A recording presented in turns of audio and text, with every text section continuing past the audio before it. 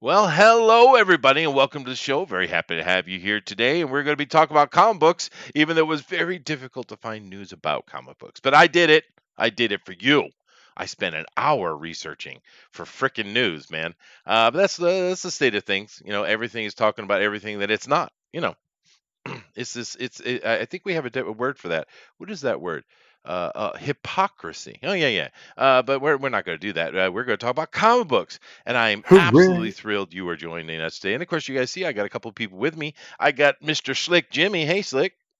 Hooray for hypocrisy! Yeah, ooh, we can make a Broadway show. We'd make billions. Yeah. And of course, you guys also know we have Granny Goodness with us. Oh, sorry, that's Granny Liberty. Oh, sorry, no, that's Thundero. Hi. Hello, everybody. Hey, I'm looking forward today. We're going to have some fun. And while I'm going over here and going to, do all the things I have to do on the actual page, we're going to start with Slick, and he's going to tell us how wonderful his day was. Go ahead.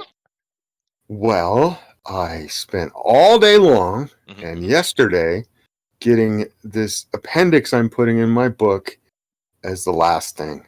And now I believe I'm not jumping the gun, I have to put it for my beta readers. I believe the book is done. Nice, dude. Very nice. So I'm very happy. Well, that's good. All right. Well, how about you, Thundera? How was your wonderful, wonderful, peaceful, delightful, and happy day? Mhm. It's great. It's great living in post-Republic America. It's a beautiful day every time. That I okay. have to say that now, or else, gulag. Great being in post-Republic America.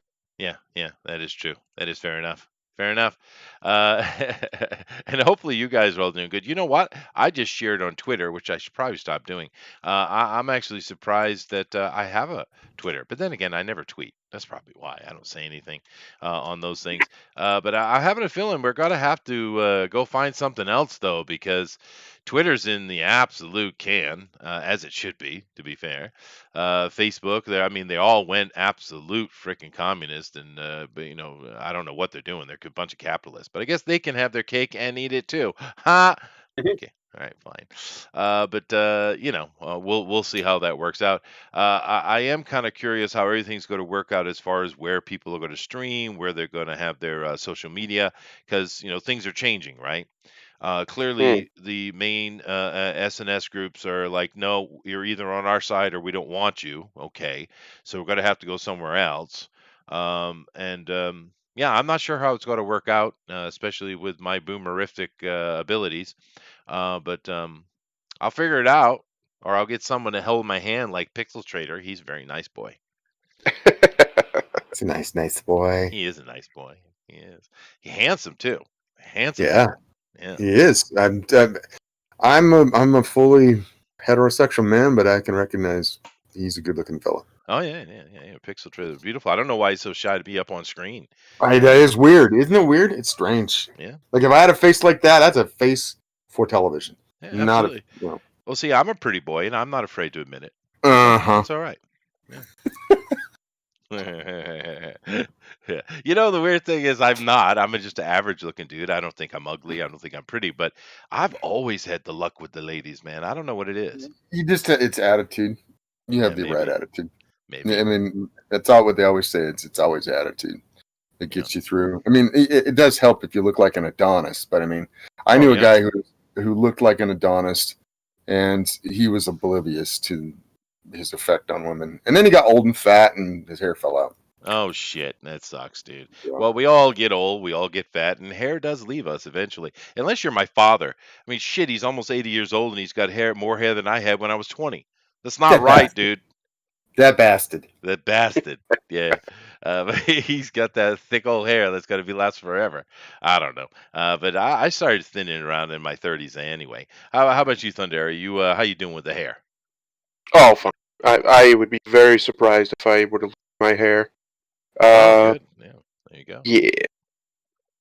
Well, I mean, you do look like what was say damn it, I can't remember his name. It just that pisses me off. Of course, Briscoe is who you look like, but I wanted to go with Howard Cosell. Yeah, there we go.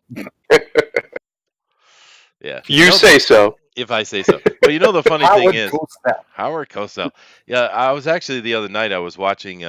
I know I'm dumb, but I was watching a pool tournament. You know, it was actually a televised one from the '60s with Minnesota Fats and Willie Mosconi. And it was a lot of fun because Minnesota never shuts his damn mouth. He's always just trying to antagonize you, right? And Willie Mosconi is he wears a tuxedo when he plays pool, the guy. So, but he's like one of the best players of all time.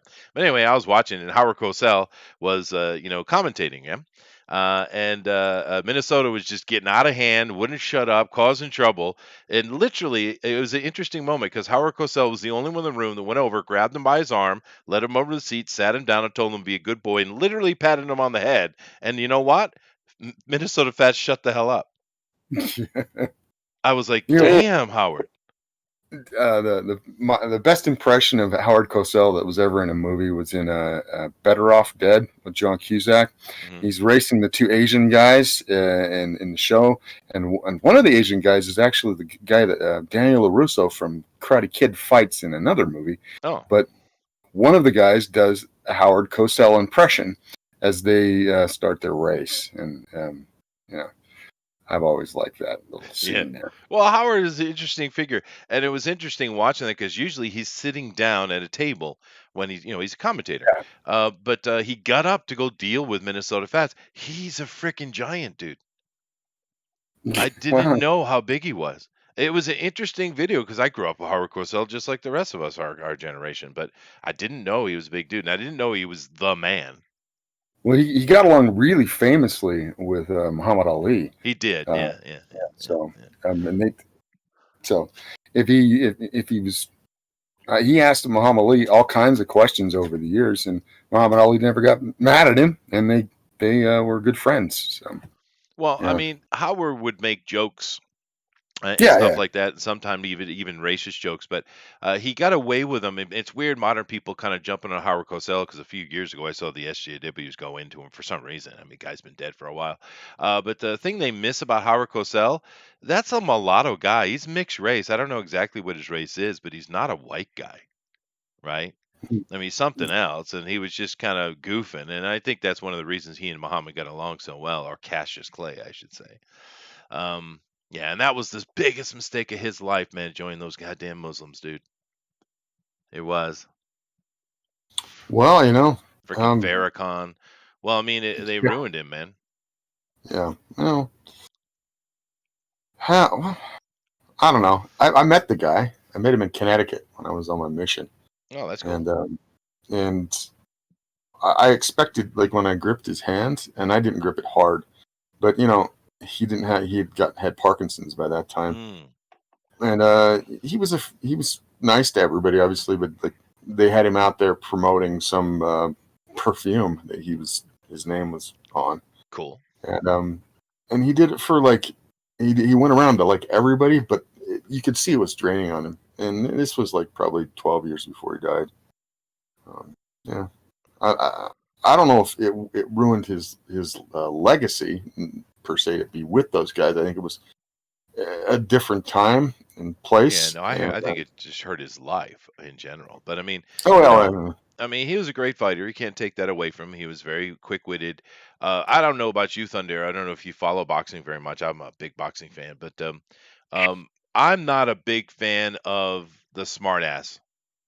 I'm much more an Evander Holyfield guy than I am a Muhammad Ali guy, right?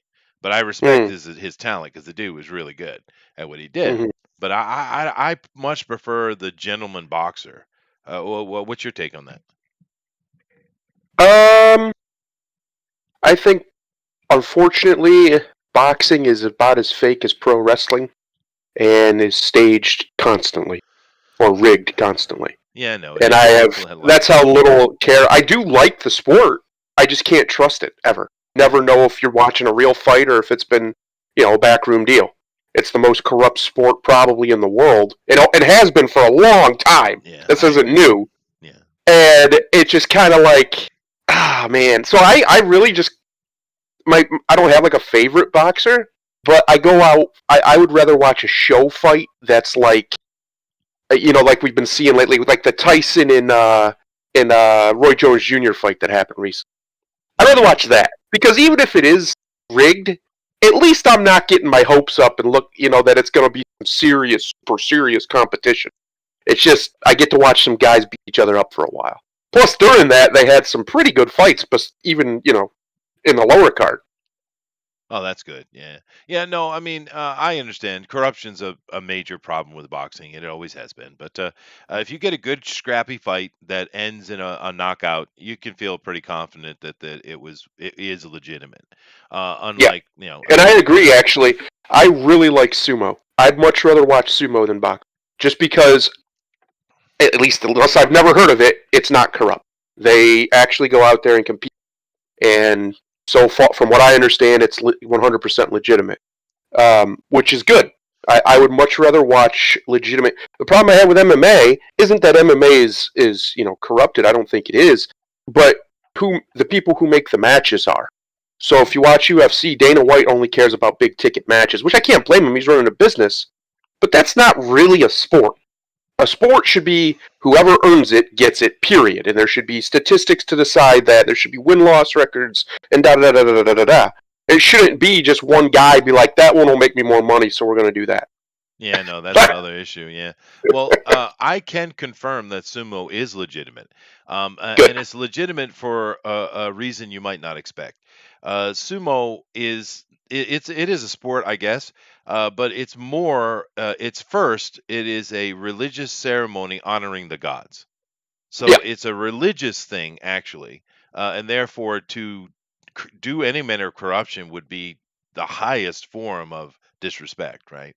And the Japanese wouldn't stand for such a thing. So it's a little different. You can watch it as a sport, but technically they are giving praise to the gods. And so if you see that the things they're doing with their hands and the salt they throw and all the stuff they're doing, these are all part of a religious ceremony. Well, that's actually the way sports were for all throughout history. They were religious ceremonies. They were done in the honor of the gods. The Olympics was done in the honor of the gods. It was done in a place that was considered neutral in a holy area for that reason. At least the first ones. Obviously, they're done all over the place now, but you get my meaning. Yeah. And that's just one example. Plenty of other examples, right, where a game would be dedicated to God or to the gods. And you can go the other way with it too, with Islam, where they banned sports in many of the countries because they don't think they honor God. So it's kind of like the inverse of it. They took it away completely. Yeah. Well, I don't want to get into that conversation because you're just trying to bait me. I know. But the thing Here's is, a bit of trivia. You said that Cosell was mixed. He's actually a Levite. He's a Cohen. Cosell is the Polish version of Cohen. see, So yeah, he's Jewish. I knew it. But anyway, if the Muslims could get themselves back to the Great Caliph and the Ottoman type empire, and they were bad shit happening there, but they were also quite enlightened, and they're really good at science and they're really good at those kind of things. If they could get back to that time, it would be a great improvement from now, because from in the 60s, well, it started earlier, but in the 60s into the 70s, we saw this incredible Orthodox takeover of Islam into the Middle East, and it just destroyed it. A lot of people don't realize that if you in the early 70s and 60s, you could go to most of the Middle East and it looked just like New York or Europe. Yes. Yeah, it doesn't now. But if they could get themselves back to that, it would be a good step. You say that, but have you seen New York lately? Well, that's fair enough. But you know what I meant. You know what I meant. Yeah. Anyway, if you guys are thinking I'm stalling about going to the news, you're right. I am. But I'll do it. Fine. I'm doing it. Here I am doing it. I'm going over and I'm clicking on it. All right, fine. And it's your fault. Just keep in mind, you asked for this. Okay? I did? Yeah, they all did. All right, so I shared here. So let me get this in here. Ooh. All right, let's start off with this. Go ahead, Thunder. Rumor: Batman the Animated Series sequel show in development for HBO Max. No. Who is rumored to be doing this? All right. That's the question. Well, let's take a look at it. This brings up a few questions, which is really why I put it here. I don't really care what the article says, but we'll take a look anyway. Let's see. Anime series could have follow up. So, one of the most celebrated anime shows of all time, Batman, the anime series, could have a follow up in the works at HBO Max. Okay, fine. Trusted scooper Daniel Rickman. Okay. I've heard his name before. Let's see here. So it's unknown if the unmistakable voice of Kevin Conroy or Mark Hamill as Joker, our kind of creative team of Bruce Timm and Paul Dinn will return. Well, then don't bother doing it. How about that? Yes. I mean, Please, just leave it alone. They have access to do it. They have the rights to do it. Of course, they can do it because they're owned by Warner Brother. Yeah, yeah. Okay, I see what they're talking about. The Static Shark and okay. See, Yeah, for me, being as a kid when that show was on, that's my Batman. That was the Batman I grew up with in my early formative years. I was only probably when it came out in '92, so I was only 8 years old when that came out, and it was always to me how Batman looked, right? Until I started to get a little older and started to read comics and stuff, and went back and read some of the older comics and saw all the various iterations of him. But that show it's just good. Like, yeah. even though it's obviously geared towards kids, it's still just a good show. It's well written. There's not a lot of plot holes, at least not any more than you would ever expect out of a kids show.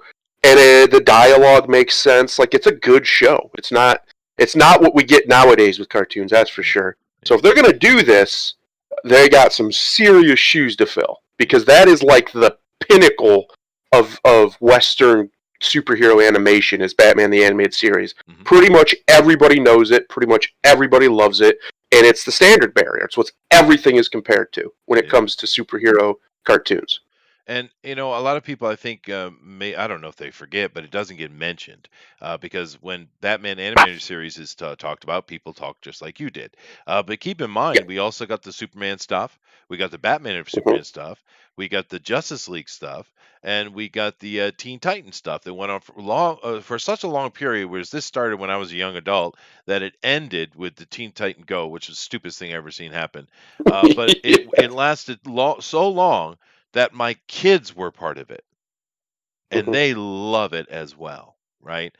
So this animated series really kicked off something quite a style of animation quite cool. And I absolutely adore it as well. And I was a young adult, so you say it's for kids. I don't know. I freaking love this thing, and I was in my 20s. Well, that's who it was geared to. Yeah. But like old No, George I Lucas watched it. used to say, if you I was in make a show for between 8 to 12-year-old males, and it's good, anybody can watch it. And that's I watched it. I came home and watched it every afternoon. I liked this show a lot, and you're right. It's one of the best animated shows ever put on television. I would say this one, and then the rest of the ones that Chester did mention, and Samurai Jack are like my two favorites of all time. The Tartikoff stuff was good too. Yeah, it was very different style of animation, but it was fun. Totally different. Well done. Yeah, that's true. But no, I absolutely adore it. A lot of people do. It's so well done. It gave us not only who is your Batman and therefore our Batman, because I grew up with other Batmans as well, but I love this Batman. But it gave us, more importantly, finally, it gave us the Joker. Because no one will ever replace Mark Hamill as the Joker. It's an impossible thing to do, dude. He's that voice. The voice of the Joker is Mark Hamill's forever in my mind. I can't. Other people have done very well with the Joker, and they've made good versions of him, but that voice and that laugh and just how like menacing but also ridiculous it is at the same time is just so perfect. It's so perfect. The reason why it's so perfect is because Kevin Conroy's Batman is also fantastic. Oh yeah. Because it's very smooth, and there's not a ton of emotion in it, which is what Batman would be. He's just a straight talker, boom boom boom boom boom boom boom. And his is the complete opposite of that. The Joker, I mean. That's why it's so perfect together, and that's one of the reasons that series was great. is the casting. I don't know if there's ever been a show period with better casting than that series. Like Yeah, it's it great. was It's good, fantastic. but it also gave us Harley Quinn, and I shall never forgive them. Yes, but its But version of Harley Quinn is far more bearable than the modern that's Harley true. Quinn. That is true.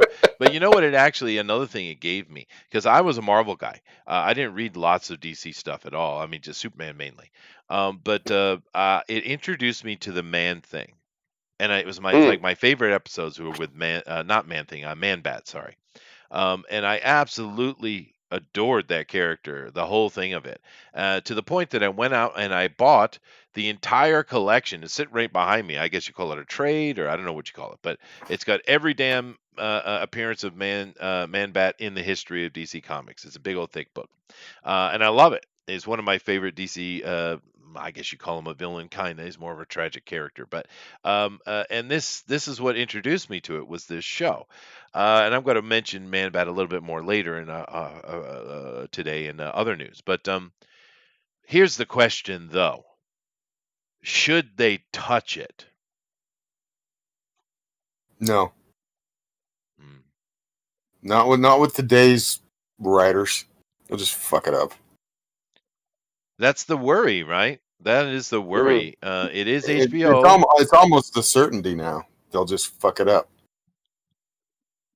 Oh, we can't lose hope, though, Slick. We have to remain hopeful. If you lose hope, it's all for naught, right? Well, I just ignore it and live with the Well, past we do a greatness. lot of that. That's true. But it does worry me. You're correct. What do you think, Thunder? Um, like I said, it depends who's doing it. And from what that article is saying, nobody really knows if there's even Yeah. anything going on. It's just a rumor. And we don't know if Conroy even wants to do it. We don't know if the producers and the artists want to do it, or at least like the lead guys. They can get people in there. Um, Mark Hamill would probably do it. He loves playing the Joker. I don't see why he would turn down the money. But No, although he is Kevin Conroy has tried to retire as Batman's voice many, many times because he's just tired of doing it. He's been doing it for so long. I remember when the Arkham games were coming out, they kept having to pay him more and more and more money because he kept saying, "No, I'm done. I don't want to do it again." And they kept getting him, but they kept getting him because of that. yeah, He has tried to step away from the role multiple times. The problem is there's just no one as good. yeah. There's just He not. he really needs to get over that. There's certain actors that do like this. They want to get away from a thing. Whereas Yeah, Mark Hamill, although he's an absolute SJW, I mean, it just is what it is. He understands that and he embraces it. Kind of like a lot of the Star Trek guys as well. Not all, but, Patrick Stewart's an absolute dickhead. But a lot of the Star Trek guys were the same. They loved it. They had no problem being Spock or being Kirk or whatever. That's they embraced it. And Mark Hamill did the same with the Joker. And Conroy he needs to stop that. This is who you are. This what you're loved, dude. You are beloved. yeah. I don't get it either. Especially, I mean, I've done some acting and stuff. It's not a hard job, guys. It's just not. I've done hard jobs. That's not a hard job. And if you can get something where you are synonymous with the role, and it's especially something like Batman, that's always going to have demand for it. Why wouldn't you just be like, yeah, I'm fine with that. I'll be that guy. I'll be typecast as that and get a steady paycheck Yeah. to just sit in a nice temperature controlled studio for 8 to 12 hours a day and read lines. Yeah, I'll do that. I'll do the Well, hell out of that. yeah, people don't have perspective though. I mean, because we talked about this just yesterday, where you have so many of these actors, these really not known actors, just demanding that their voices be heard and that they be listened to, and they're so entitled. It's a disease, it seems, amongst most actors. And it's true. There's plenty of us who've done real jobs. I mean, I remember. Working on basically I'm a big strong guy, right? So I always get the big strong guy jobs.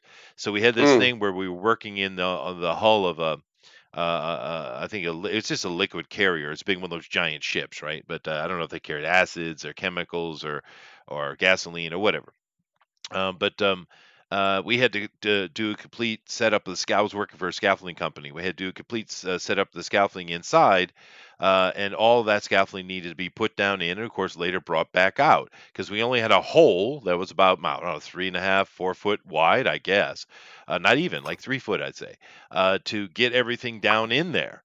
So who had to put it all in and take it all out? Me. Now you imagine spending, 8 hours a day with a lunch break in between, hauling up on a damn rope because you're on a damn ship and you don't have access to anything else. So you got to do it by hand. That's freaking hard work, dude. That's hard work, right? But a lot of these people don't understand what that is. Yeah, I don't know what to tell you. Conroy needs to just suck it up. But anyway, this is just a rumor, but I thought it was worth talking about because everyone loves this damn show, dude. And I mean, we've seen people touch beloved things many, many, many times over the past 10 years, and they inevitably screw it up. I can't think of one iconic thing that was rebooted that was better or at least bearable. Can anyone name that? I go back to Samurai Jack when they finished off Oh, the but that tail. wasn't a reboot. That was just a finishing of the story, though. Made Right, by the right. same team. And they needed to have done it They years did. before It was that. great. But Yeah. it was an Emmy award winning show every year that they had it, and then for some dumbass reason they canceled it because I guess they wanted to go. That was kind of the start of the rise of like Cal Arts bullshit. Right after that. Oh, that's unfortunate. Yeah, but it doesn't fit into the category. But anyway, The answer to that question is Cobra Kai. It's a reboot of the Karate Kid is franchise. it a reboot or is it just once Yeah. again a continuation? Well, I mean that's basically the same thing. It just really depends on what your motivations are when you're doing it. Yeah, absolutely. So that's what it would be. Now you could say a remake or a rework if it was like they were redoing it, but you can do a reboot with the continuation. Absolutely, they do it all the time. Yeah, no, the They do soft it in comic reboots. books all the time. Yeah, we're going to talk about that today. Actually, the soft reboot. I get your point. Yeah. Yeah. Battle Angel Alita was, of course, never put in live action before, but that was a lot of fun. I'm thinking more along the lines of they rebooted the Evil Dead within the past decade or so, as an example, and it was like, well, first of all, they changed, the man, the mighty Chin, Bruce himself, into a chick, which is, what are you doing for one? See, I don't consider that a reboot personally. I consider that a remake. I call that because they changed. Well, yeah, because they changed something so crucial and central to it. That's not the same thing. That's not a rebooting of the same thing. That's just a remaking of it, and all right, from a different perspective. So you'd rather me use the word remake? Fine, I shall. Yeah, I just think that's more accurate. The point is, not only was that bullshit, they went and tried to make a serious horror, not even understanding the fact that Evil Dead is a comedy horror series. I mean, how did you miss that? How did you miss that? It's obviously supposed to, right? Yeah. People are stupid. Yeah. We have a generation of idiots who have gotten into the creative realms, and then they're just dumb. Yeah. And they also think they're entitled to just fuck over anything and change it to their own paradigm. Yeah, but I mean, come on, poor Bruce Campbell is turning over in his grave, and he's not even dead yet. Bruce Campbell's a legend, and they can't take that away. No, they can't, dude. You cannot touch Briscoe. You ain't having it. But Briscoe County, man. Yeah, that was awesome, dude. I love Boulder too. He was such a great character. Where's that guy? But anyway, Adrian. That sucks. Adrian says He-Man and Thundercats was pretty good in the 2000s. They did try to continue those, and they were beautiful looking. I loved it, and I was like, and then they were gone immediately. I was like, what happened? What are you doing? Yeah. That was really good. It looked great, particularly He-Man. I think the Thundercats are always cool, but He-Man is definitely has a generation gap. But that remake, I don't know, or that continuation of the He-Man, it made it more accessible to more people, and they just gave up on. What's up with that, dude? What happened? I don't know. I would say that probably the old canard of it's really cheap to make this other crap so we're going with that. Yeah, probably. But I I mean, would but probably say that. you That's what get these happened. cool shows that go away, and then you get shit like crap like The Office that had how many fucking seasons? That show Oh sucked no! balls, dude. Oh no! You're gonna start a fight. You're gonna start a war with that line. Dude, The Office sucked balls. That was so not funny. That was not good. It was not good. Now, the original British one was much better with Ricky Gervais, but the Steve Carell, who I love Steve Carell. He's funny, especially that other one that came up with him, that Will fucking Ferrell guy, who's not funny at all. Doesn't even have a funny bone in his body. Gets tons of work. Steve Carell is funny, right? But he sucked. That show sucked. All right, fine. Moving on. Chat, he's Chester's baiting you. I'm just gonna warn you right now. He's a masturbator, you know. I might be. That's right. Go ahead, Thunder. My thing reloaded. Marvel just redeemed Star-Lord's biggest MCU mistake. Okay. Now, this article is kind of interesting. I don't know how many of you have been reading any Marvel stuff. I think we've kind of just boycotted the hell out of them because they're just piss us off every other day. But they do have a Guardians of the Galaxy book going on. It's got like Nova in it. It's got it's got a few of the older characters, newer characters in it, and of course Star-Lord's still in it with Peter Quill. And it looks like they're actually giving us Peter Quill in the book. I haven't read it. I'm going to check it out though. Because what happens in this is this is not connected to the movie Infinity War at all. They're talking about the mistake he made where he was all upset because Gamora, where's Gamora, and he screwed it up there. That chance they had to stop Thanos right there and then. That's what they're talking about. And in this story, he does the right thing and ends up killing a thing that needs to be killed, and that's the only reference to it, and it's a thin one at best. But my point is, they're still making Guardians of the Galaxy, and Peter Quill is still male, and they've made him more powerful. So I'm like, wow, that's a development. He's also bisexual too, though. Yeah. What? Yeah, he's allowed to be more powerful now that he's part of the LGBT AIP XX Y and Z community. Yeah. God, why did you have to tell me that, Slick? Jesus. I don't know what to tell you. I'll just tell you that. That's ridiculous. Absolutely ridiculous. Peter Quill is the quintessential ladies' man. That's one of the things they got right in the movie. You know, of course, they completely got rid of it because he's in love with Gamora, which is fine. But they at least portrayed him properly. I mean, one of the first things you see from him, he's escaping from Ronan's people, and there's a chick he completely forgot about was down below. I mean, Peter should be a ladies' man. He's not a man's man. He's not. Well, the only way you're allowed to get ladies' men now is if they're also men's men. And they have three-way bisexual orgies. That's the new rules. Yeah. Stupid. James Gunn would never do that to us. He would never do that. Don't worry, James Bond will probably be, they'll blowing some guy soon. Yeah, he will be. But James Gunn wouldn't do that to us. Because well, no, he would rather film children doing it. Oh, Jesus, God. But because here's the thing. There's a lot of good Marvel movies, and they're all there's a couple of ones that are soft, but in general, they're either fine popcorn films or they're good popcorn films, right? So they've done a good job. But it's not my favorite film. My favorite one is Captain America: First Avenger. I know it's not. I know the Winter Soldier is better, but I have to say those two Guardians of the Galaxy movies are universally awesome. They're just fun, dude. It's just I don't know about awesome. No, they are because I think the first one's really, really good, and I'd say the first one is awesome. The second one is good, but I think the reason why so many men love it is because it tugs on our heartstrings about our own personal father issues. I think if you take away the arc with what's the blue guy's name, Yondu, you take that away, Yondu, yeah. Or just change Yondu. If you change it just a little bit, a lot of people wouldn't like that movie as much because it's really a boring movie.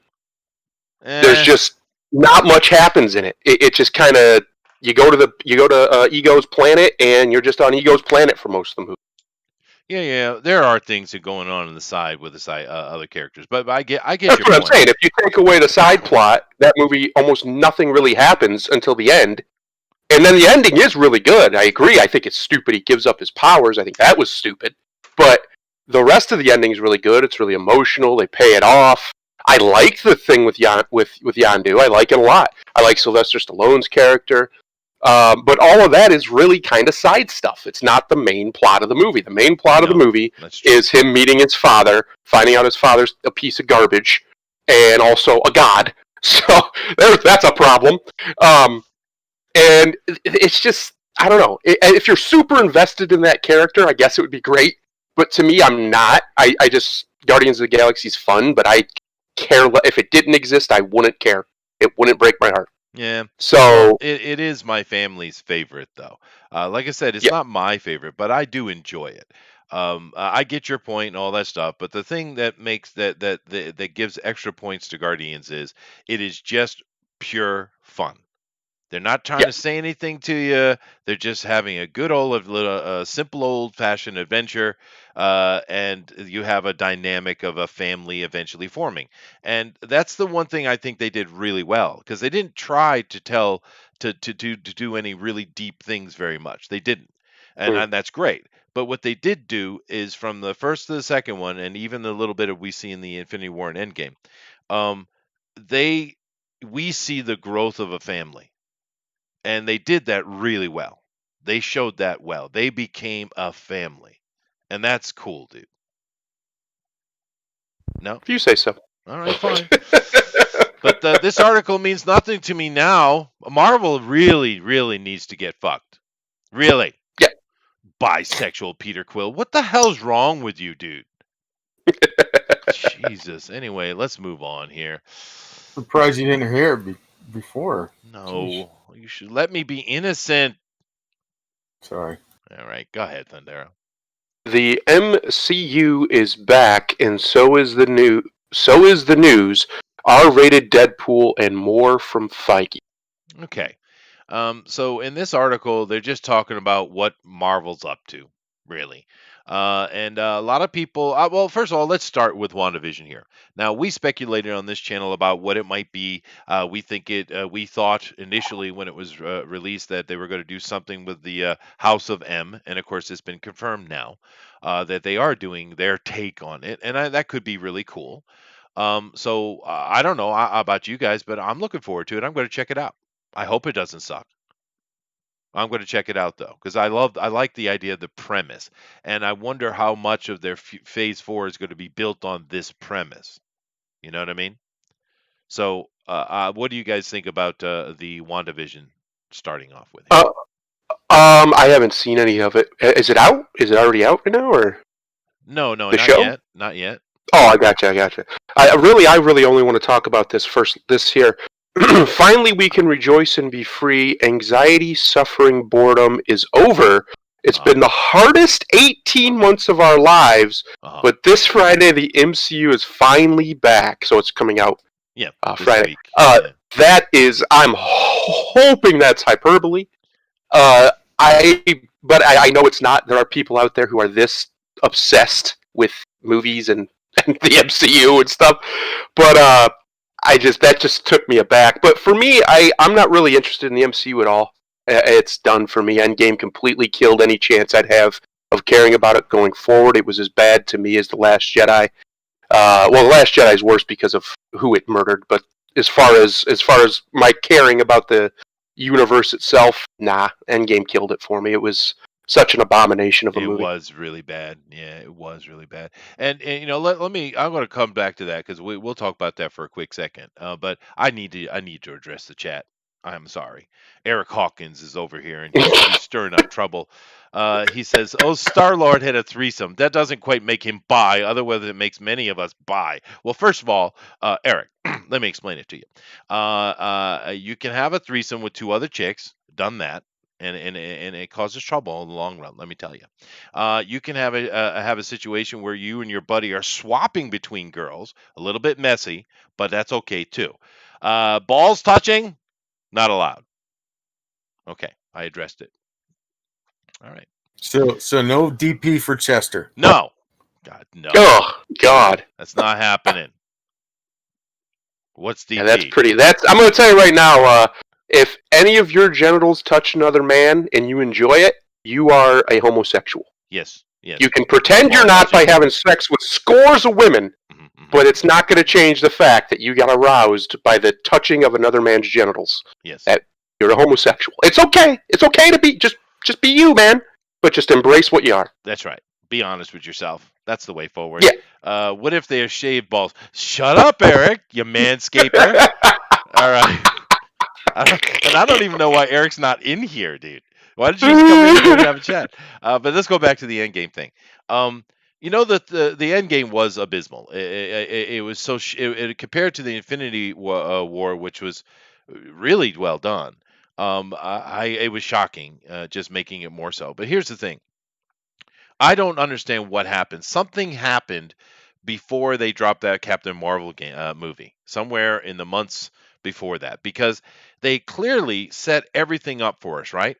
We had Nebula in play, because if spoilers, if you know anything about the Infinity War or the Infinity Gauntlet series, Nebula is the one that saves the day inadvertently, but she saves the day.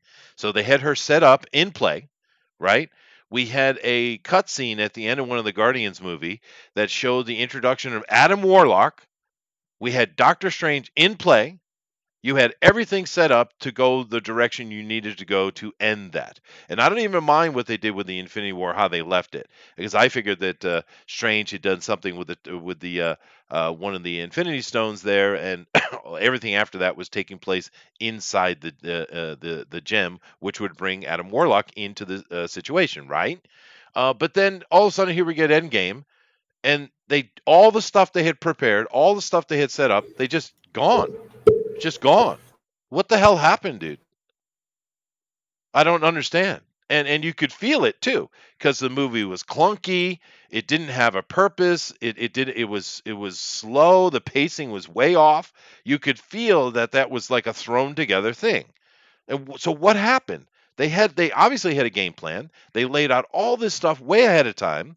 We had it all in place, and then it's just nothing. I don't get it. I really would love to know what happened.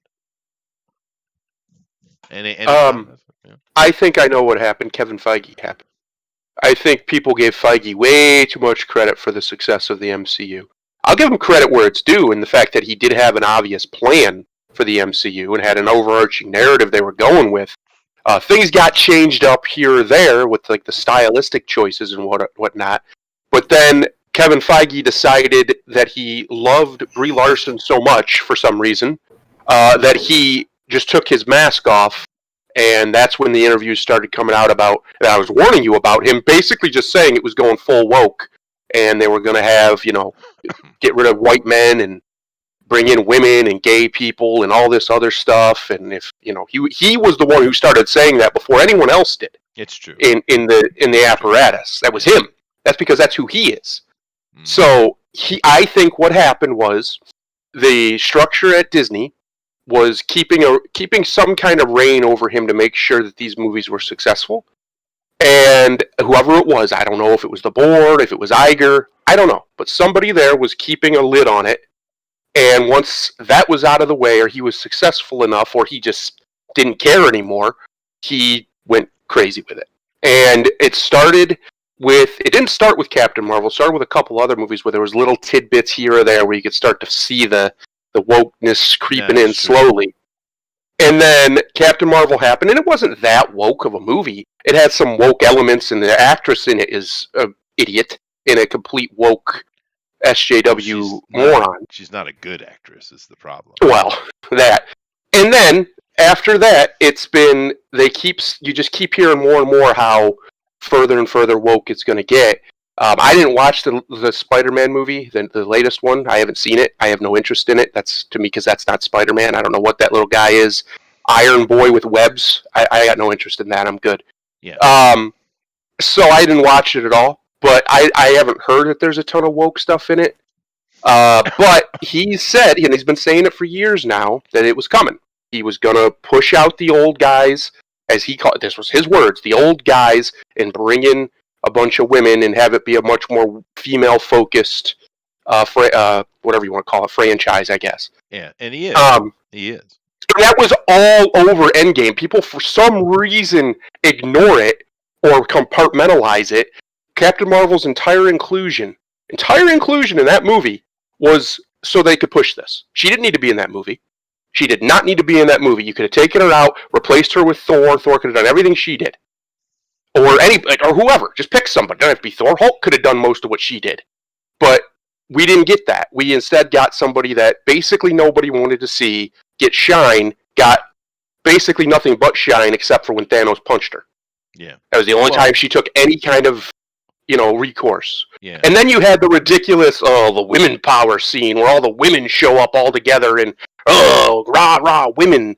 Like, that kind of crap is going to be the norm going forward in everything. I hope everybody's ready for just a lethal dose of wokeness in this stuff. Well, Mary Sue-ish things, yeah. Well, I mean, go back to the SpiderVerse real quick. You had the kind of standard stuff in there as far as wokeness. I did watch it with my family. You had Spider-Gwen, of course. She's perfect, agile. She lands, and everything she does is perfect. The boys are bumbling, of course, right? Mhm. You have that. Miles wasn't I think bad. Fandero's talking about Far From Home. Oh, I don't know about that. I'm talking about Into the Spider-Verse. No, yeah, I'm talking about Far From Home. Yeah. Oh, okay. I didn't see that one. But there were a few things. The main thing that pissed me off about Into the Spider-Verse was they killed Peter Parker not once, but twice. Okay. But anyway, hi Eric. How you doing? Good. How you doing? I was doing much better until you brought up your damn manscaping. Well, I logged into my computer and said, "Oh, let me watch this. Ooh, I can comment." Yeah, well, that's true. That is true. Anyway, let's go further into this article here. So, I'm getting the feeling that you guys really aren't looking forward to WandaVision, whereas I'm going to want to check it out. I want to see what they do because I want to see it. Yeah, because I know Kevin has definitely showed his face. I get that, but I think we all agree that if you do something that has this kind of elements in it, but it's really done well, I don't know. Maybe I'm wrong, but man, as Dave just said in the chat, yeah, that's kind of what I think they did in a lot of ways. Yeah, if you look at right. Captain Marvel's origin in the MCU, I mean, that could have been Adam Warlock. That could have been what they did for Adam Warlock. Have him be created with power from the Soul Stone, and voila, now you have an Adam Warlock character, or something like that. And you know what? If you think about it, I'm not sure on the timing here. Someone could correct me if I'm wrong, but we were supposed to get another Guardians of the Galaxy 3, which is we'll see later. And they clearly had set up Adam Warlock. So maybe we were supposed to get Guardians 3 introducing Warlock, who starts as the main enemy is trying to kill him, and he ends up turning to their side. And now you have this character is there to be part of the big fight. Maybe that's that's the segment we lost, because we lost Guardians of the Galaxy because of the whole James Gunn debacle, right? They just canceled. Well, from what I understand, the only person in the MCU that wanted Adam Warlock at all was James Gunn. Feige had no interest in the character, and the other creative people in there didn't want anything to do with it. That's what I understand. It was James Gunn who pushed for it, and that's why it was just at the end of Guardians 2. Yeah, I think the original plans for 3 weren't even going to include Warlock. It was just tease in 2, and they thought they might get to him in 4, maybe. Oh, I see. Okay, all right, all right. Unfortunately, yeah. But something happened, though. I without question, watching Endgame, it's very clear to me that the plan that they had was changed, and it was done in a very clumsy manner, because that movie was clumsy as hell. It was clear. And it didn't make any sense to me, because, okay, Kevin, you want to do more of your SJW stuff, which you're going to do here in Phase 4 anyway. So fine, just finish out what has been done and then carry on, dude. Right? Hmm. But they something drastic and radical happened when they came to shoot Endgame. Something really did. Anyway, let's move on here. So we got the WandaVision thing. I think a lot of people are going to check it out though. Um, let's see here. They have they're going to of course the Infinity Saga, which we saw. Da da da da. Spider-Man: Far From Home, Coda, which somehow connected in, which I didn't watch. Da da da da. Here we are. Oh yeah, okay. So we got the WandaVision. Um, he answers a few questions here, which I thought were interesting. So let me read this. He sat down with Deadline Hollywood, and he had an interview here recently. So here we go. This is Kevin Feige. He's not. This is his opinions. He's not worried about the switch to the small screen diluting the impact of the big screen Marvel films. If and when we ever get back to the theaters, it happens to star 2 Avengers and has the Marvel logo on it, but it's wholly unique, and that is what we have been working on with Disney Plus and Phase 4, featuring until we finalize Endgame. He's talking about WandaVision. Monica Rambeau appears in WandaVision. We know that. Which will also tie directly into Wanda appearing in Doctor Strange 2, which sounds like it's still happening. Now, here's the thing. I'm gonna throw an idea out, and I would like to hear what you guys have to say about it. I am busy, so I don't get to sit in front of the computer and play games much. And when I do, I'm usually playing. Well, right now I'm playing Elder Scrolls Online, but I don't get to do it maybe once, twice a week, maybe. So if I do have a break or something at work, I just have my tablet. So I'll play things on the tablet. And there's a new Marvel game that came out on the tablet, and they're usually not great, but I mean, take what you can get. That thing is just an arena fighter, but they have a lot of characters in there that you're playing as part of an overall team. And the Doctor Strange Sorcerer Supreme team, you must play as a woman. You have no choice, and it's a black woman as well. So I kind of wondering if Doctor Strange 2 is in place just simply to replace Benedict Cumberbatch with another Sorcerer Supreme. I'm wondering if this is what's going to happen in that movie, because they're already pushing, and they've been pushing the Wanda Scarlet Witch is the whole story is about her, which is weird because it's supposed to be a Doctor Strange movie, right? But Hmm. I'm just saying that this third party, Marvel element with the mobile game, those things do tend to forecast things that are coming, right? What do you guys think about that? I wouldn't be surprised if that's the plan. They like I said, they want to get out all the old white men out. It was his words. Or shift away from them. He was diplomatic about it, but that's what he's saying.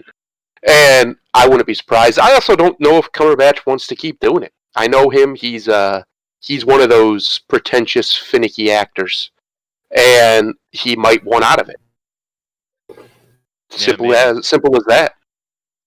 Yeah. Okay. Anybody else? Eric? Yeah, I'm not sure either, but I do agree that he probably thinks he's too good for Doctor Strange anyway. Yeah. You guys get that vibe from him. Okay. Yeah. All right. How about you, Slick? At this point, I don't know what he wants to do. It does seem like they're following an agenda, and that's unfortunate. I think that they should follow how the characters have been for however long they've been around, and just have fun with them. But I don't think they should just twist and mangle it like they do with everything else, which is probably what's going to happen. Yeah. But a lot of people will be happy about the Monica Rambeau thing, though. Maybe. That's fine. I mean, I don't mind that. Heck, I don't mind, Scarlet Witch having a movie about her. That's fine. Yeah. No problem I at all. don't want to have the whole next, wave of movies just to be, girl power because of reasons. Yeah, no, but it is. We are getting. That's what we're getting now. The girl who plays Scarlet Witch, she's a bit. She seems like nice girl. I haven't heard much noise out of her. The problem is she's kind of mediocre on the acting ability, so I hope she improves, and hopefully the directors around her can bring the best out of her. But we'll have to see on that. But the next one is also tied into what I just said. Black Panther, talking about doing Black Panther 2 without Chadwick Boseman, and we already know what they're going to do. They're going to CG him in the beginning, and then they're going to turn it over to Shuri. But here's another thing in that mobile game. You can play with Wakanda faction as well, but you're playing as a female Black Panther. You have no choice because they've stopped doing that. You used to be able to get to choose male or female, whatever you want, but not anymore. Yeah. And this all came out of the Odyssey debacle with Ubisoft, because you could either play the male Roman or Greek, I don't know, I think it was Greek, or you play a female. And almost everybody had played the male, and the SJWs lost their damn mind. How dare you not play female? What are you? Rah, rah, rah, rah. So everything they're coming out now, you have to play the female. They're just locking you out. And they did this in this Marvel game. Like I said, the Black Panther is 100% female. You have no choice in the matter. So which just means I don't play Black Panther. So,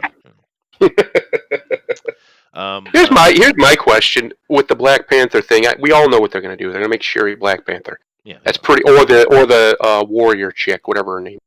Okoye. Yeah, it's going to be one of those two. I don't understand why they couldn't just do some timey-wimey nonsense and go back in time and get one of the older Black Panthers and just bring them to the future. Yeah, they could do that. I would much prefer the guard lady.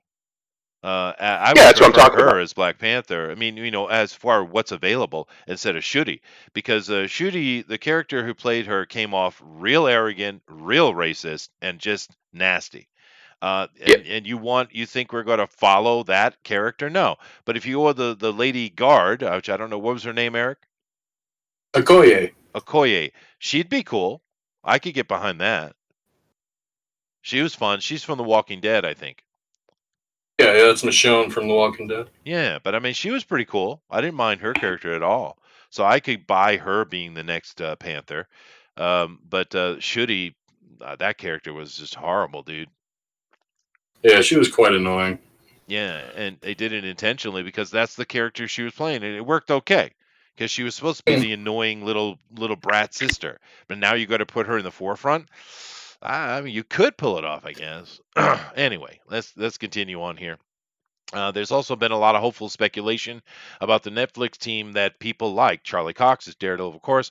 Christine Ritter is Jessica Jones. I didn't really like her very much. Mike Coulter is Luke Cage. I thought he was a good-looking Luke Cage, but they need to up his game. Joining the official MCU, and while every website out there parsed Feige's answer as he didn't say no, he really didn't say yes either. He just said, never say never. Something we learned about comic books long ago. That said, there's been a lot of chatter about Ritter returning on one of the Disney Plus shows, and she was pretty awesome as Jessica Jones.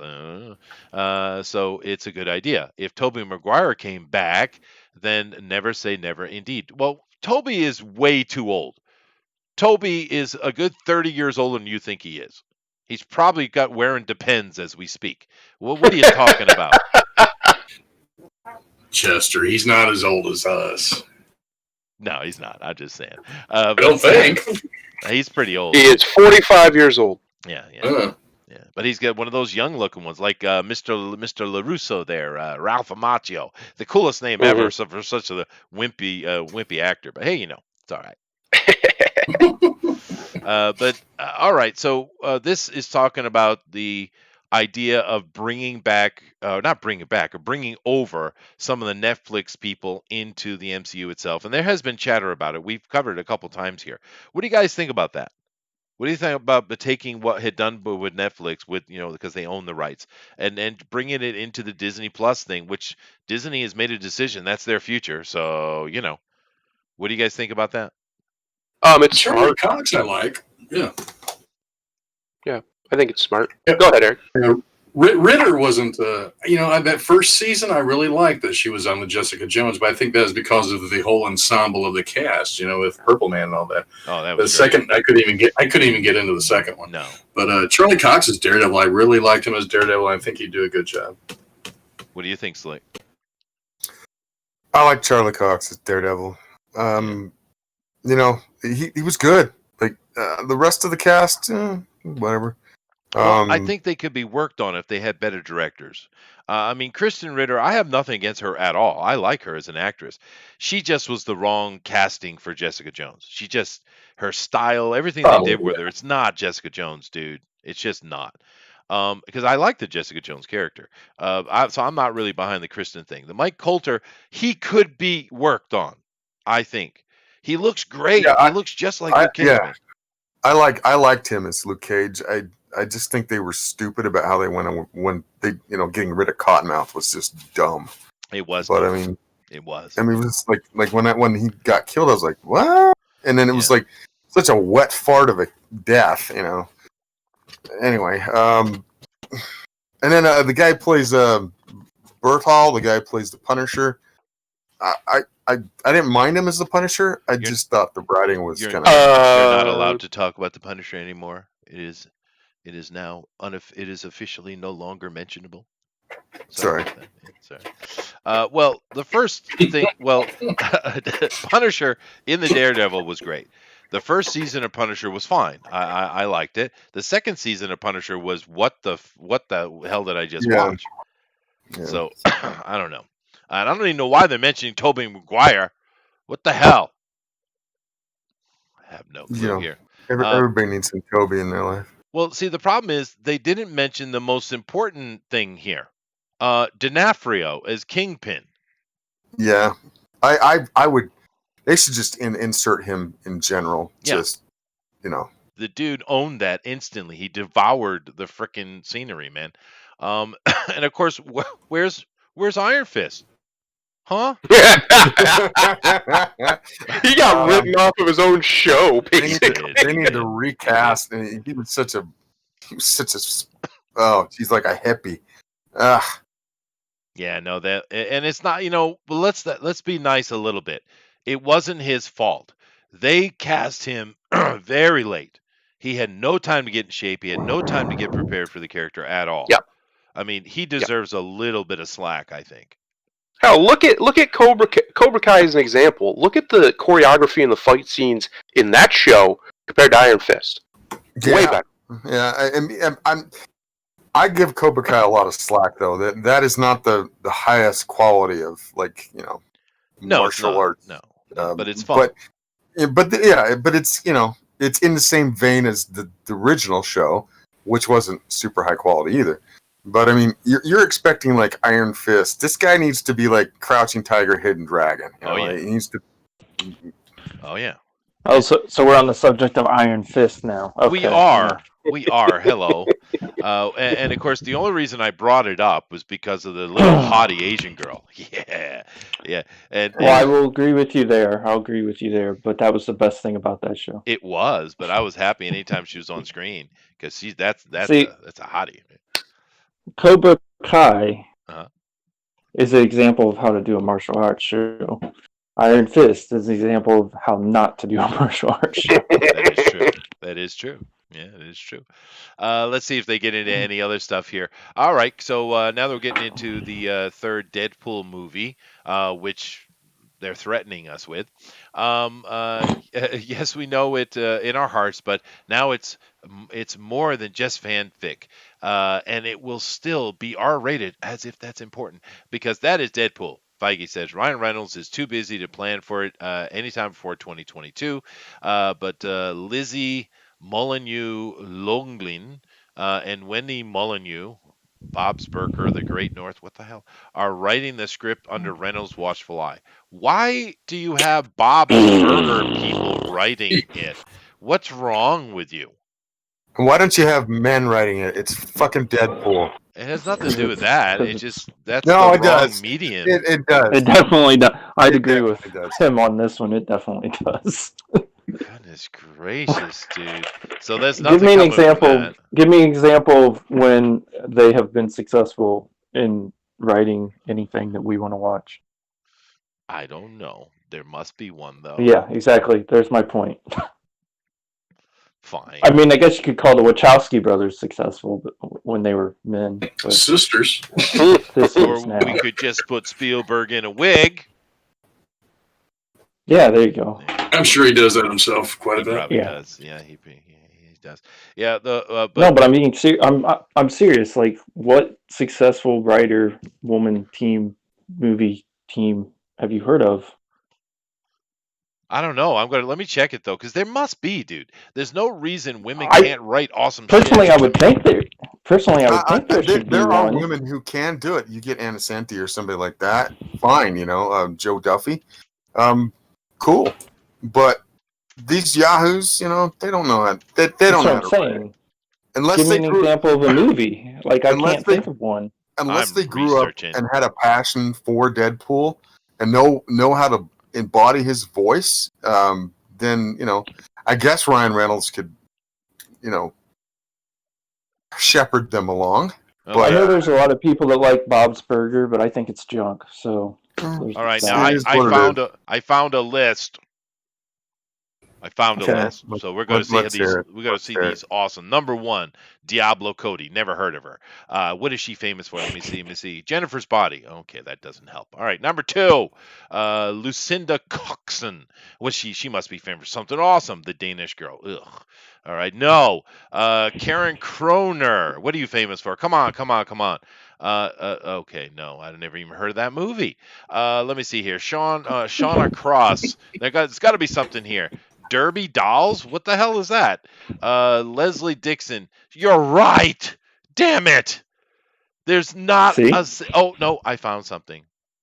Hold on a second. No. She was inspired by a cool movie, and she wrote something that Peculiar Children. Never heard of it. Holy shit, dude. There's none of these movies That's what I'm I've saying. ever heard of. Holy crap. That's what Well, you've heard of Jennifer's Body, right? I Jennifer's Body was that Megan Fox movie that sucked. yeah. That's what- Holy shit, dude. I'm going to this give list. me one action movie that they've done. Oh, here we that's go. been Here we go. successful. Karen McCullough and Kristen Smith working together to give us the female version of the Expendables. Uh-oh. Wait, that's not good. Oh jeez. I am truly shocked. I've never heard of any of these movies, dude. You're shocked by this? Yeah, well, I would imagine. I mean, what reason would there be that a female couldn't write a great screenplay? There's no reason for it, right? No reason. It's Well, just they haven't. They just don't like usually this sort of thing. Like, I mean, you can. There's a few directors who are female who have done cool movies. I can't remember the name of the one that did Point Break right now, but she went on to win an Academy. Yeah. I was looking at there's- screenplay writers though. There's the one who did the Punisher Warzone. Even though a lot of people don't like it, I like the over the topness of it. And she's a flaming SJW, but man, she went both barrels with it. But I mean, when you start looking around for women who really embrace like action and kind of guy comedy, you can't find it. It has to be written by a guy and usually directed by a guy, if not, steered by a really strong male producer. So we're Here you about go. to hit a drought. Here you go. is I'm what gonna you're I'm talking gonna burst all your bubbles right now. about. Thank God. You ready? Right, cool. Yeah. Do it. Alita Battle Angel, the movie, was written by a woman. Yay! well, Yay! Yay. That's but who wrote the original story? Oh, some Japanese dude. Well, yeah, you can say that about everything, though. Nothing's original. Well, no, but we're talking like that's an adaptation. That's what that is. That's not, But I'm still. I'm not impressed by an We adaptation. found one slick. Let it Okay, breathe. I'll be willing to give Amanda it. Silver wrote Mulan, Jurassic World, and Planet of the Apes. Hey. Well, the Those are first all Planet of the really Apes bad movie is pretty movies. good. Awesome. All right. Well, which Christina Planet of the Hodgson Apes? wrote Birds of Prey and Bumblebee. Oh my God! Fantastic. Once again, ultra bombs. Let's continue with this though. Fantastical. Let's move on here. Secret Invasion was teased. Interesting. And you revealed a little bit more about the TV show. It's not a film. 6-episode show, but it's going to have Sam Jackson in it, and it's going to have Ben Mendelsohn as Skrull Talos. So they're kind of taken out of the Captain Marvel movie, I guess. And Far From Home, I don't know. It was written by Brian Michael Bendis.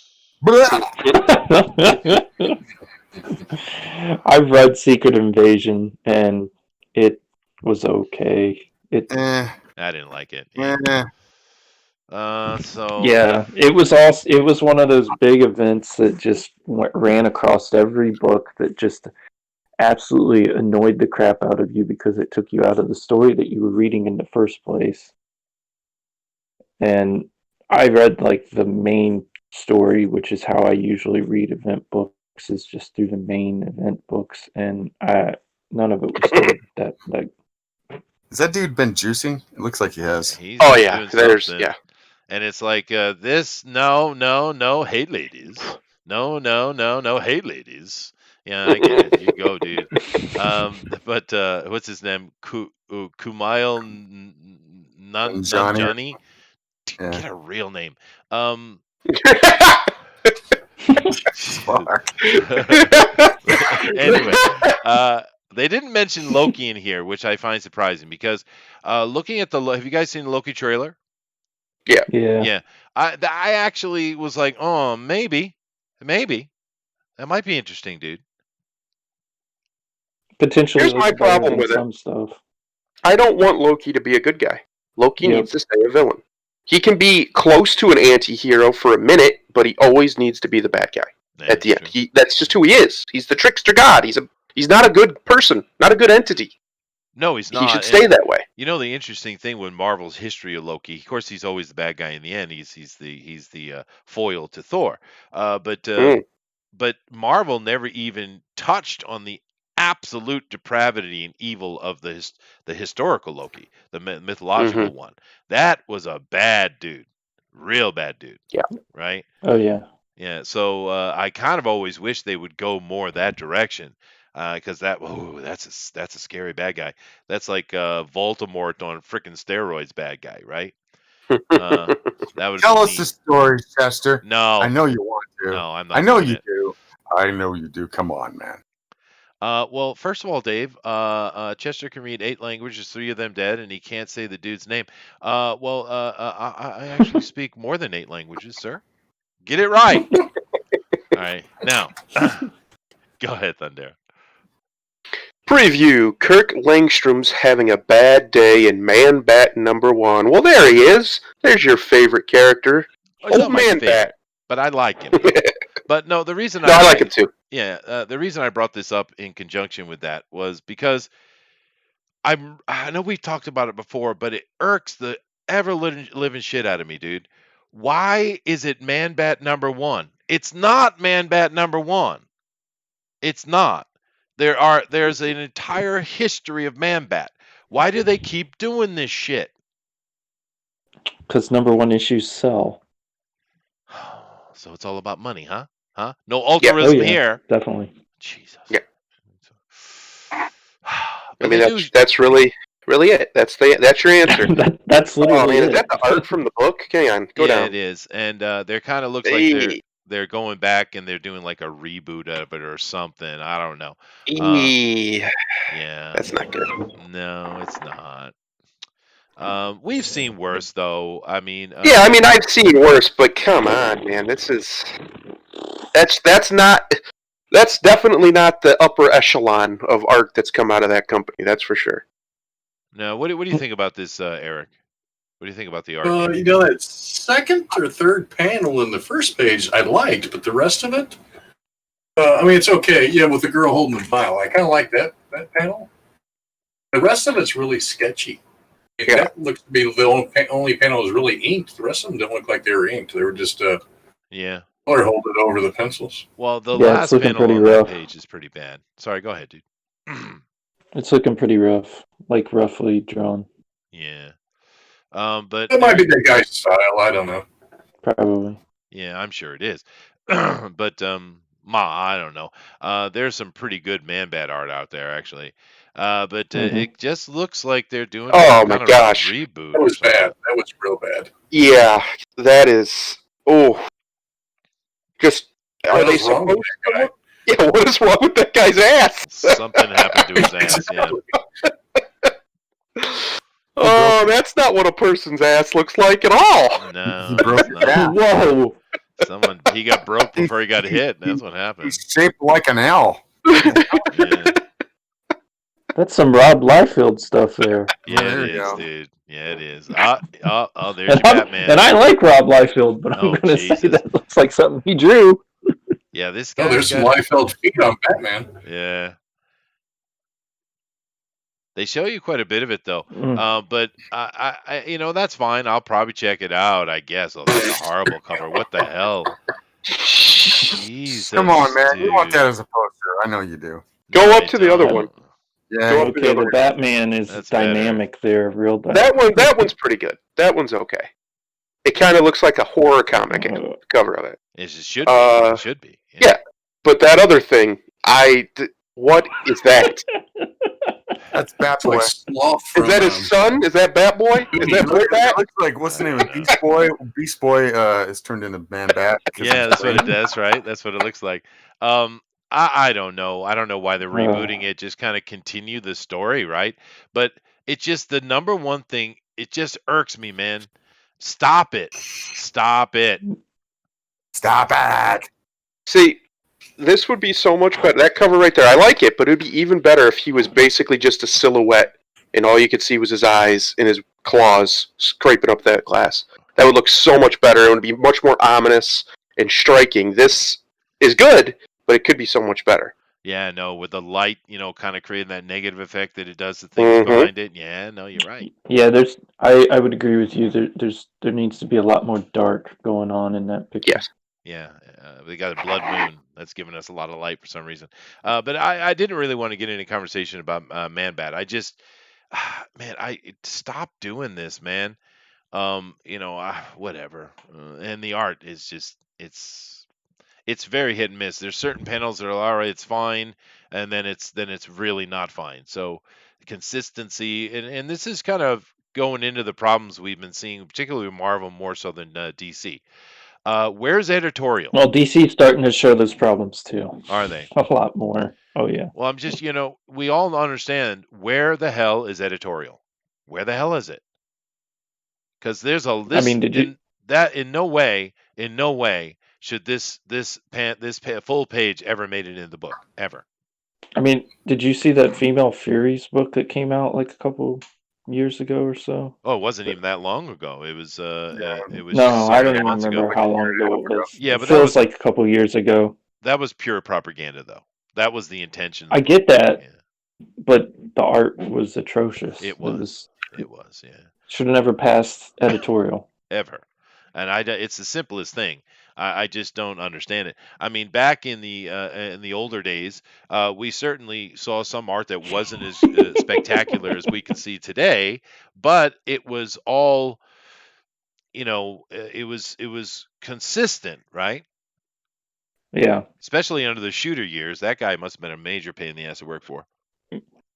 Yeah, but what you had out of the Shooter years was really good. A lot of it. Oh yeah. He was very, very, very pedantic and strict, as he should be. Anyway, I'm going to move on. Captain Canada said that editorial was defunded. It sounds like it, dude. Well, not to get off on a tear, but I said this yesterday, and it's just continuing. Old Biden, man, he's beating those damn war drums. Did you see what he said about the frickin' police in America, just universally? No. Well, he basically called them all a bunch of racists, and he just spewing hate toward the police in America. You're the president of the United States, jackass. Don't worry, we're going to go after the Philippines next, evidently. Are we? What do the Philippines do other than be poor and have? I don't know. Obama called him out. Oh, did he? Oh, good on him. Oh, they don't like Duarte. He's too. Yeah, they don't like him. For he's too dictatorial for the U.S. government. Oh wow. Anyway, let's move on here. Now, he's not their type of dictator. No, that's right. Yeah. Speaking in number ones, go ahead. The Marvel Rundown. Eternals #1 kicks off a new era for Marvel's most obscure team. Oh boy. Yeah. Now, this is coming from Comic Book Beat that I found because I couldn't find comic book news on the standard places I go to because everyone was talking about other stuff. So I really want to talk about comics here. And these people are are purely in bed with the SJW thing. So the articles are very overly positive, as you've already seen. But here's the thing, of course, number one, Eternal's been around a long time. Um, they seem to have changed some stuff. Now, you guys correct my brain for me. As far as I last remembered, the Eternals were on Titan because Thanos is an Eternal, right? And that's Yeah. where they were living. Now, that's what I understood the Eternals to be. The Inhumans were over on the in the blue zone there on the dark side of the moon, although they keep moving their city around. But the Eternals were on Titan. But now the Eternals live in some kind of zones around in Earth and on Earth that they are able to, I don't know, magically or technologically keep humans out of. When did this happen? Ah. Don't know. Because I never heard that. Probably the last Eternals book or something. Huh. Because that was news to me. Because, the Eternals would come to Earth on occasion, but they kind of just did their own thing out on Titan, right? And whatever. But Who was their enemy? well, I mean, Thanos kind of became their enemy, but they changed his backstory Yeah. in the movies completely, though. He's not. There's a whole nother race of people that was their enemy, though, too, I believe. Oh, no. Yeah, right. Deviants? The Deviants. Yeah. Yeah. Because they were Yeah, worried the about the Deviants. Celestials. Yeah, that's right. You're right. I feel like there was a book where they were fighting them on Earth for some reason or another. Well, I've always enjoyed like the stories of the Eternals, the Deviants, and the Celestials. I've enjoyed it, and Humans actually is mixed in with it. But I don't know what's happened in the last like 15, 20 years. I just know the old stuff. No. We do know that Marvel I know Comics... Ramita. Go ahead. I know. I think it was Ramita Jr. might have done like an Eternals book not too long. Like it was a while ago, but it's a newer book, like with newer story and stuff. And I think they were fighting them on Earth, so somehow they came to Earth. But I'm not really sure how all that came down. Well, something happened because they don't even mention Titan here. I've never been a huge fan of the Eternals, although I understand that Kirby's connection to it and all that. But Sure. one of the things I thought was a bit surprising to me when they did the movies with Thanos is the fact that they completely changed his backstory. Right? He's just an alien from some alien world. He's not from Titan. He's not an Eternal. And I was kind of wondering why they did that. But we also know that Marvel is basically just aping the movies now, right? So Yes. which is something that they always try to keep themselves separate from, for good reason. But it looks like they're trying to reboot the Eternals here and set up for the movie they got coming out. But Definitely. yeah, I don't know. Is anyone here a fan of the Eternals? No. Back in the day, I was okay with them. Now, I don't know. Like anything created now, I'm suspect of. I mean, look at that. Look at that page you just seen. That is like the most boring page ever. Look at that. It is. It's boring. It is very boring. Yeah. New Gods is better. Yeah, that's what I was going to say. I always read the New God stuff. I don't know the Eternals as well as I should, to be honest with you. But yeah, the art in this is definitely a chosen thing. It's not bad. It's just very light pencils. It's just not. It's not very dynamic, but it's not bad art, though. I would say. No, the art's not terrible. It's just boring. Who's the artist? Let me go check. Is it Rubik? It is. It's Rubik, yeah. Well, yeah. Sometimes I love his work, and sometimes I don't. What's with the palette? Like the color palette is just this wash. That's his color. That's how his color palettes are. Okay, well.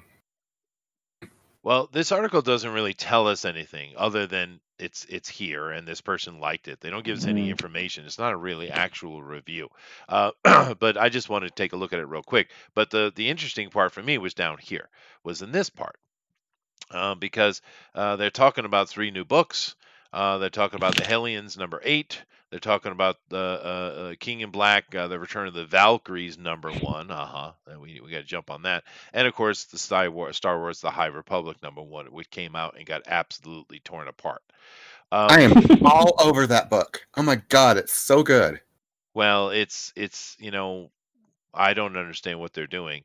But I don't understand why they just don't fire Kathleen Kennedy. Just straight up fire her, dude. What's the problem? I don't get it. But Because must, she's doing have, what they she want. must have some skeletons, catalog somewhere. well, it could be. Thundera could be right, dude. We've mentioned this before. All of this could be coming from Bob Iger. It could be an Iger thing, and she's just doing what she's told. Maybe. Yeah, Because it could keep in be. mind, he wants to be president of the United States. Well, she doesn't even have to do what she's told. What you do when you have an ideology and an agenda you want to push, you don't find somebody who's a good order taker. That's a secondary trait. You find somebody who agrees. They don't just do it on their own. So that's all it is. She was put in that position to do exactly what she's doing. They're obviously happy with it, or they would have fired her by now. Yeah. So she's doing her job. Yeah. And Adrian put up in here in the chat for you guys the thing about Rubik and his inspiration coming from Mobius, and that's clear. But the thing with the Mobius though is he catches your attention though, right? Mm. It's dynamic Yeah. as hell, right? This isn't bad Well- art, but it's not dynamic. It's not catching your attention. He doesn't. He's not about dynamic art at all. I guess not. No, it's more. I don't know how it's. There's more like a surrealism to his artwork, and like he did like the Thor God Butcher book, and I love that book actually. I think it's really good. The God Butcher series, that was all right. It was an interesting take, a different idea. That's cool. But they look like they're going kind of grim dark here, or gray, Oh, yeah. gray and sad. We'll see. But I don't know what they're going to do with it. But anybody reading Hellions? No, I heard that they're basically the Marauders. So somebody was telling me that the other day. Well, let's see what it says real quick. Hellions continues to be the most surprising and surprisingly vital series in the X line. Is it? Even entering its second year, following we just changed the year. Stop that. All right. Following the post X of Swords, Cameron Hodge fueled cliffhanger, Hellions number 8 twists the plot in a way that I never saw coming and kept me utterly entertained the entire ride. From the razor sharp humor, to the return of some shocking themes from House Powers of X, Wells and Segovia are at the top of their game and ensure the rest of the X books have a high standard to live up to. Well, that's quite high praise. Maybe I'll check out the Hellions, though. I don't know. Most surprising and surprisingly, that was good. Yeah, it was good. It was very well written. But this person is certainly a fanboy. This is Hussein Wasiti. Oh, watch out. Don't make him mad. All right, moving on here. Now, another number one, going with the theme. Now, this one, go ahead, Thunder, read it. Preview: Kara Zor-El remembers her best friend in Future State Superwoman 1. Now, here's the thing that the question I have. This whole Future State, which everyone was telling me, oh, it's just a limited run, and that's not the noise we're getting come out of DC, because they took down the source wall, they've opened up the multiverse completely from the hands, allowing them to do that, right? And now they can do whatever they want to do, and they did it intentionally. And this Future State thing is not a limited run. This is what they're doing. This is what's coming at you, right, for the future of DC. And here's the thing I don't get. When it's future, it makes sense that a Kryptonian is still alive. I have a problem with that. But all the other ones are new, fresh versions of them. Wonder Woman's a Brazilian lady, et cetera, right? But this is still Kara Zor-El. It's the same character. And I don't know what to think. What do you guys think on that? The fact that the Superwoman is still Kara. Why? Are they going to explain that, or just reasons? Well, a Kryptonian not aging isn't really a shocking thing to me. It makes sense. But it's weird because the whole Future State thing seems to be this: let's remake everything. Let's remake everything in our diverse or now limited color palette. Sorry, it's not diverse at all. It's quite limited. I don't know what to think about it because it just doesn't seem to sit with the theme of what they're doing. It's still Kara. But it's Superwoman instead of Supergirl now. Oh, is that the change we have? Okay. I think that's Yeah. what it is. Huh. They say it's gorgeous. And Oh, yeah. oh, It gets so much worse, dude. Spoiler, Crypto's dead. Crypto is dead. oh. Yeah, no, Ah. keep watching. It gets better. Oh my, look at that. Isn't that just amazing? Oh, no. No, keep your eyes on the screen now. All right. Oh, look at that. That's wonderful. What the hell? She's got crazy bitch eyes. Yes, she does. She's got crazy eyes. Those are crazy eyes. She's getting knocked around with her long dress now. Don't you dare even look at her curvature. Does she have any look. curvature? No, they've taken it all away. Although she's still got boobies in here. But whatever, this seems to come right out of Japan. hmm Oh, look at that art. That's exactly what we need in a DC comic book. Look at that. It's perfect. Oh, she's got to have sex with this whatever that is. It's got to happen. Now it's female. Superwoman's gone. What? Well, I don't know what is this. Is this bisexuality at the same moment? That's what that is. That is what that is. So there's your book. Now this is one of those CG covers. It looks a little better. But they put her in a frickin' dress. Did you guys notice that? She doesn't have a cape anymore. There's no more cape. It's just this dress. You can get a good look at it up here top. Let me go up and look at it. You can see it very clearly right here. Well, not only is it a dress, but she's also got tights on. So what? Oh my gosh! It's a skirt. It's preposterous. Yeah. Utterly preposterous. It's really bad, dude. I mean, they're showing a little cleavage here. All right, fine. The art's really not. I hate this art style. But then again, this art is not for us. I have seen here in Japan, they have books for girls and books for boys. They're very clear. And this looks like a girl book. That's what it looks like. And they got her in a skirt. They took the cape and basically put her around her waist. Is what they did. And she looks like one of those cutout fashion dolls. She does, yeah. And it's the art is just horrendous. But if you're a girl, maybe you like it. I don't know. But not horrendous. But it's not a superhero. No, it's not superhero at all. Yeah, that's yeah. It's okay. It is a little horrendous, yeah. Yeah, and she's having herself a fight with this whatever this thing is. No, wait a minute. Go up a little bit. Right there, the skirt, the dress, whatever. Go down a little bit more. One down. One more. Right there. What's going on there? And the one on the very left. Why is it a half a skirt in the front suddenly, and then a full? What am I looking at here? I don't know, dude. They did shift. Yeah, it's like she just took her cape and wrapped it around her waist. But you know what's going on here though? This anime, a Hanna-Barbera character, changes into a male, lays her down, right, and then it becomes female. What's going on here? What's happening? I have no idea. Even the cover's bad. Like, ugh. It's almost like they went back to poodle skirts or something, Eric. Mm-hmm. You remember the poodle skirts? That's too old for me, Chester. I've never heard of that. All right. But I don't know what to think of this. It's multi-level. This is clearly not made for any man to read. This is a girl book, which is not a problem. That's fine.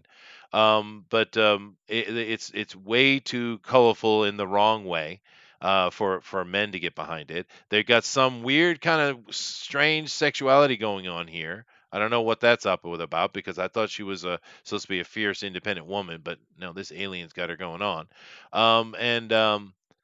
And once again, this is a future state thing. Poor dead Crypto. What did he ever do to anybody? And we still have Kara, though. We still have Kara. So I wonder if we have, Clark as well, or has he been replaced? Is he gonna be super elder since she's Superwoman now? We're just gonna age everybody's name up. Well, it's just Ugh, yeah. I have a feeling he's going to be Jamaican. Let me see, because that makes sense. See, future state. Let's just check it here. Let's see here. No, that's not helping me. So I put DC, I guess. All right. All right, here we go. So we had seen this thing. We talked about this before with the Superman without the cape, and of course now we saw Kara without the cape. They're anti-cape now, I guess. And he looks Apparently. young. He looks quite young. So this might not. This might be Connell, maybe. I don't know. Connor L. Oh, it's a con. It's a con, all right. Yeah, somebody's getting conned.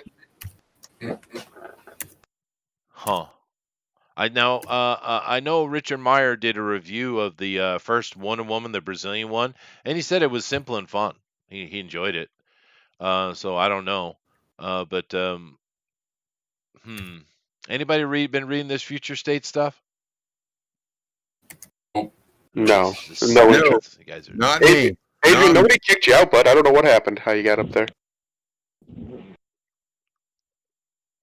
Now we did see Yeah. some of the younger ones we talked about in this stuff before, which let me see here. I think that's John. So it is John. Okay. I think so. I think somebody was telling me that the other day. And we did cover this a little bit, how they're all bi or polar. What is this polar? Binary? Is that the damn word they're using now? Non-binary or something like that. And Not non-binary. yeah, that's because that makes a lot of sense. So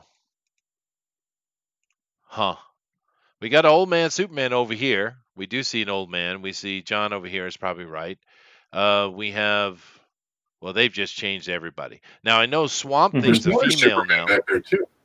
Yeah, that's right. There is another one over there. They got a bunch of Supermans. Well, by taking down the source wall and having the hands open things up the way they did, they basically can pull any hero from any reality they want at any time. There's no restriction at all right now. So someone says that the Swamp Thing and the Wonder Woman were both good. Okay, well at least they're writing good stuff. That's good to hear. Yeah. Okay. The art for the Wonder Woman, the art is pretty good. I would say the writing is adolescent. Well, let's go up here and let's check and see what the Swamp Thing will look like.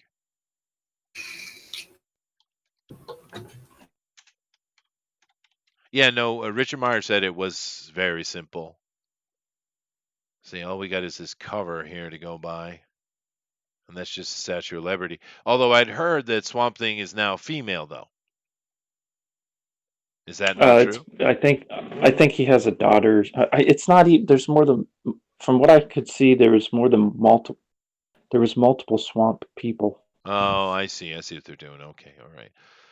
Yeah. Well, anyway, that's all I had for today. I just want to take a look at some actual comic book news because there's not much of it, ladies and gentlemen.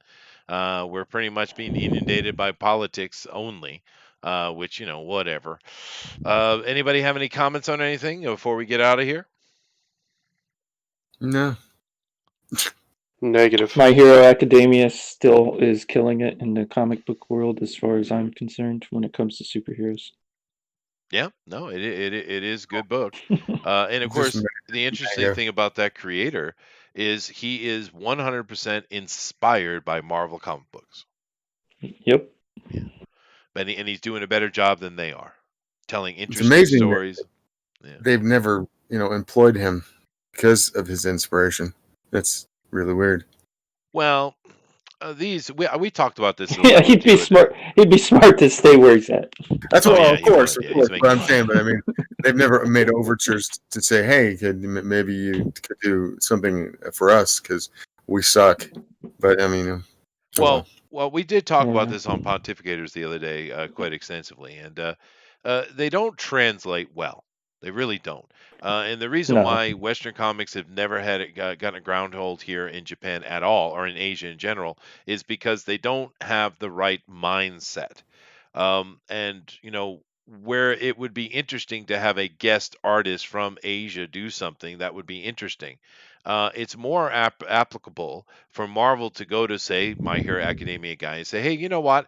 Here's our chronology of our world. This is the rules of our world. Go for it. Make what you want. That would have a chance of being successful. But saying you need to do Spider-Man, he needs to look like this, he needs to do this, he needs to have these sensibilities, he needs to have this girlfriend, etc., it'll never work here.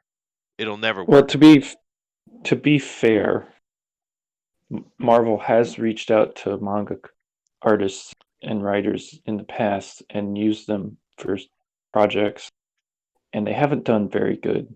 In the States, So, yeah. In the States, yeah. yes, Yeah. yeah, And in the because they don't States, translate, yes. dude. They No. just don't. Yeah. You got to keep them separate. I'm just going with our conversation was why aren't Marvel or DC Comics or Image more popular in Asia? Because they're not popular at all. And I'm No, telling the well, reason why. Yeah. So, I wish Marvel would do that. You got the money, you got Sugar Daddy there next year.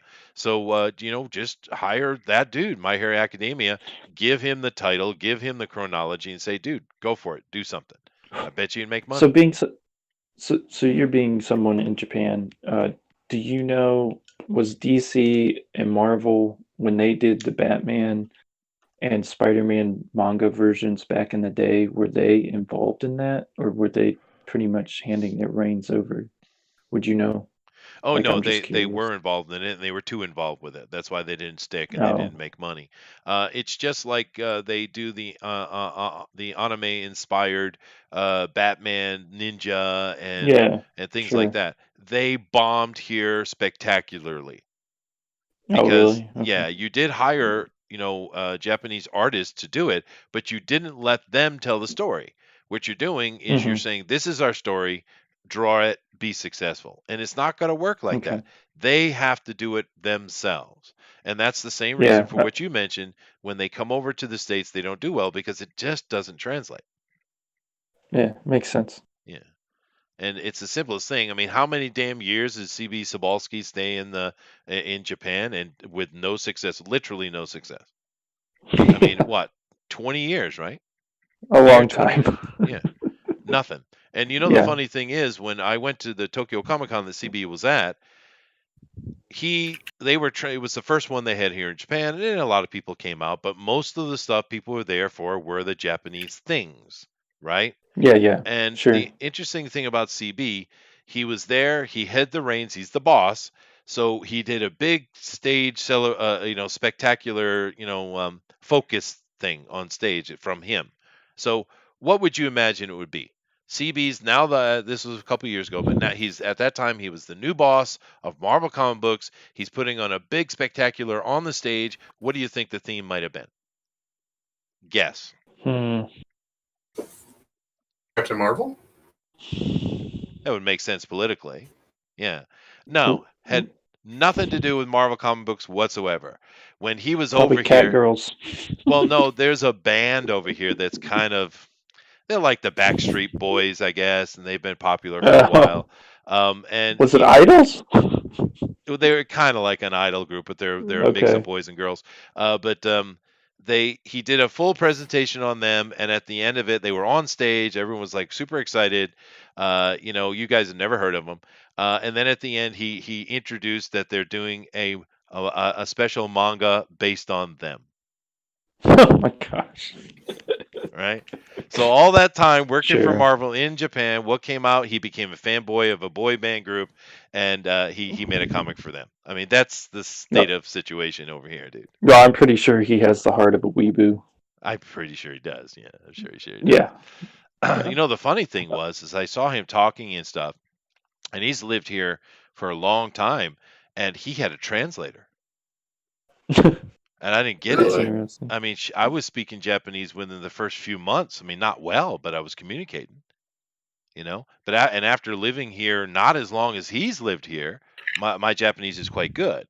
How in the hell do you live in Japan that long and not be able to speak Japanese? I don't get it. I mean, no one here speaks English. I guarantee you that. That's kind of mind-boggling. Yeah. It is, dude. I was really shocked by that. I thought he'd be an amazing, Japanese speaker. He's not. Anyway, I do need to run. I got to get to work, but Man, what a day. What days. So let me go through here and let everybody kind of give some final words. So I'm going to start with, you know what? I'm going to finish with the elder statesman here, Mr. Hawkins. So let me start with Thundero. Thundero, sir.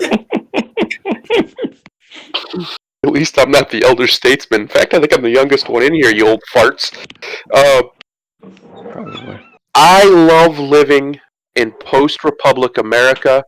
The People's Republic of America is the best place to live. I am happy to live here. Have a good week, everybody. Thank you. That's very nice. I will say this, though. This thing with the hands that DC just conjured up, I just caught up on it. I was just reading it over here on the side, is really stupid. It is. Anyway, It was have a very stupid. Yeah, that whole thing was stupid. You're right. 100% stupid. Yeah. It was embarrassing to read it, actually. Yeah. Anyway, so yeah, moving on. Slick. I'm very close to pulling the trigger on the print. I just finished I think I finished the print file right now today. So those who want to get Little Girl Lethal, go out and get it. And yeah, I'll have it out to you guys within the next couple months. Awesome. Maybe even sooner. Awesome, dude. Very nice. Very nice. Adrian, sir, thank you very much for coming in, man. I like talking to you. Sure. Yeah, it's good. Good time. Good time. I don't really have much to say. I'm playing Monster Hunter when I get off of here. So. Oh, I'm playing Elder Scrolls Online. Okay. Do you like it? I was jonesing really bad. I didn't get it, and I was jonesing for an MMO for quite a while, and I just bit the bullet because it was like on sale for like $23 or something. Yeah, I own it, but I don't want to pay a monthly fee on it. So. Oh no, I don't do that. I just bought the game, and I'm playing in Morrowind. It's Okay. I'm surprised that the fidelity isn't higher. I think I would say that. Why isn't it prettier? It should be. I mean, we have things like Black Desert and et cetera, Bless even. Gorgeous looking games. It really has nostalgia though, because I feel like I'm back in Morrowind. I mean, the same quality of computer graphics.